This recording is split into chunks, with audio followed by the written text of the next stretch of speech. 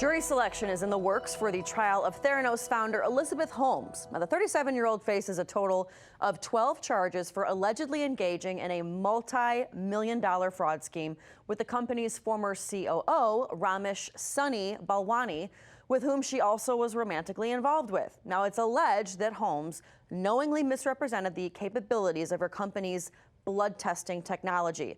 She's pleaded not guilty, and she's looking at 20 years in prison if she is found guilty. But there's reports now starting to come out on what Holmes's defense is going to be.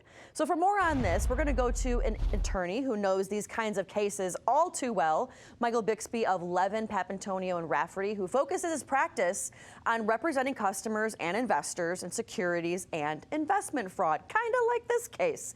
Michael, just in general, looking at this case, looking at all the evidence here, do you think there is going to be enough to find Elizabeth Holmes guilty?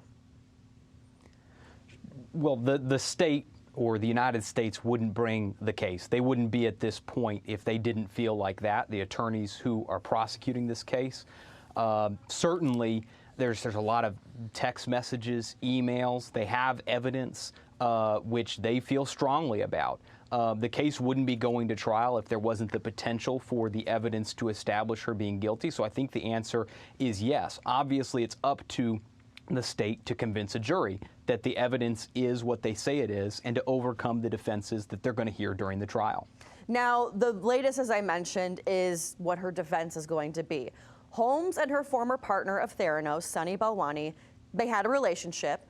Her attorneys are now saying in her defense that it was her ex-boyfriend who exerted control over her for over the years, and that she wasn't in the right mental state when making decisions because of this abuse.